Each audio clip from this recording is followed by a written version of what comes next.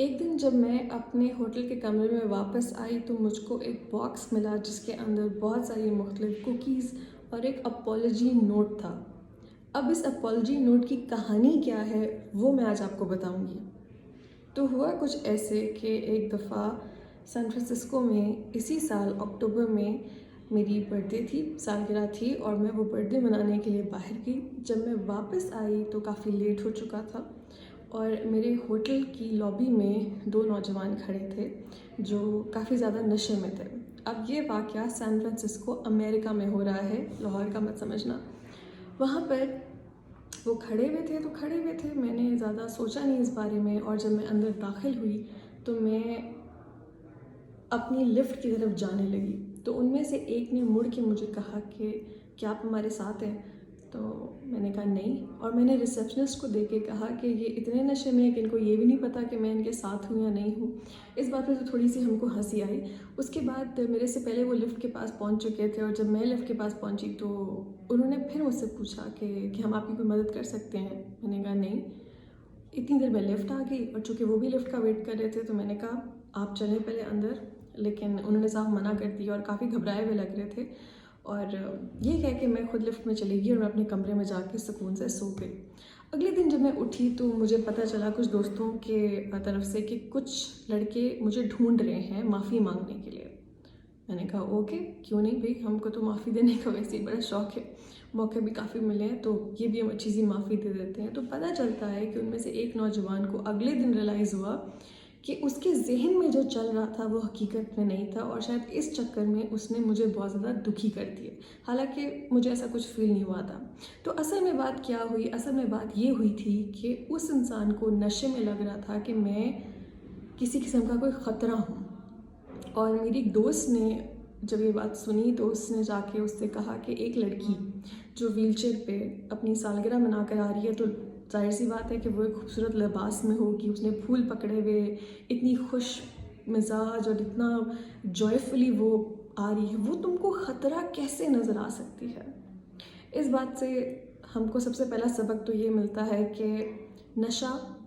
Alcohol کس طرح سے ہماری ذہنی کیفیت کو خراب کر دیتا ہے، ختم کر دیتا ہے، کہ ہم کو خطرے میں، اور ایک انسان جو لٹرلی ویل چیئر پہ ہے، جو واقعی میں آپ کو کوئی فزیکلی ہارم تو نہیں کر سکتا، کسی قسم کا ہارم نہیں کر سکتا،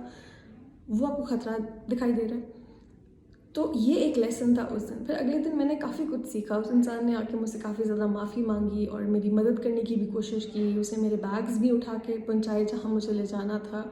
اور جب میں اپنی جگہ پہ پہنچ کے باہر گئی، میں واپس آئی تو یہ ایک باکس جس میں بہت ساری کوکیز تھیں اور ایک خط تھا میرے لیے اپالوجی کا، یعنی کہ اس انسان کو اگلے دن اٹھ کے اتنی زیادہ ندامت کا احساس ہوا، اتنا زیادہ اس کو گلٹ فیل ہوا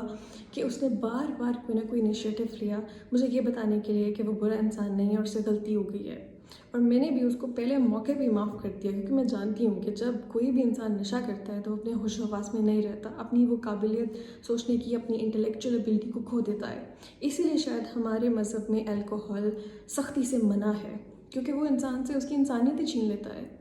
اس دن میں نے بھی ایک سبق سیکھا کہ یہ انسان تو دل کا بہت اچھا تھا، اس نے صبح اٹھتے ہی اپنی غلطی کا احساس کیا، جو کہ شاید مجھے پتہ بھی نہیں تھا، لیکن خدا نہ خواستہ اگر کوئی ایسا انسان ہوتا جس کے دل میں بھی شر ہوتا اور وہ کوئی چیز اٹھا کے مجھے مار دیتا، یہ سوچے کہ میں اس کو مارنے لگی ہوں، یا شاید میرے حجاب کی وجہ سے اس کو لگتا کہ جیسے اسلاموفوبیا اس وقت باہر کے ملک میں اتنا زیادہ پھیلا ہوا ہے، اس کو لگتا کہ شاید یہ مجھ پہ کوئی حملہ کرنے والی ہے، تو وہ مجھ پہ پہلے حملہ کر دیتا اور اگلے دن کی معافی مانگ لیتا، تو اس معافی کا کیا فائدہ ہوتا جب کہ میرا نقصان تو ہو چکا ہوتا، مجھے تو چوٹ لگ چکی ہوتی۔ اس دن میں نے کافی کچھ سیکھا۔ میں نے یہ سیکھا کہ نشہ کرنا کتنی بری چیز ہے، میں نے پھر یہ بھی سیکھا کہ لوگ اندر ہی اندر دل کے کتنے خوبصورت ہوتے ہیں، اور جب ان کو ان کی غلطی کا احساس ہو جائے تو وہ کس حد تک جاتے ہیں اس کو سدھارنے کے لیے۔ اس انسان کا بس نہیں چل رہا تھا کہ بس وہ میرے لیے کچھ بھی کر دے، اور پھر میں نے یہ بھی سمجھا کہ ہمارا جو ایک امیج ہے اسلام کا، وہ کس قسم کا بنا ہوا ہے، ایک پرسپیکٹیو، ایک مائنڈ سیٹ بنا ہوا ہے لوگوں کی نظروں میں، کہ لوگ ہم کو جب ملتے ہیں، دیکھتے ہیں تو میڈیا کی وجہ سے سب سے پہلے ان کا ذہن ایک خطرے کی طرف ہی جاتا ہے۔ مجھے یقین ہے کہ اگر میرے بلانڈ بال ہوتے، کھلے ہوئے ہوتے، میں بلو آئیڈ ہوتی اور میں چپ کر کے ویل چیئر پہ جا رہی ہوتی، تو مجھے یقین ہے کہ اس قسم کا ایکسپیرینس میرے ساتھ نہ ہوتا۔ یہ پہلا ایک ایسا واقعہ ہے جو لائیو میرے ساتھ ہو چکا ہے، اور اللہ کا بہت بڑا احسان ہے کہ مجھے کسی قسم کا بھی خطرہ نہیں ہوا،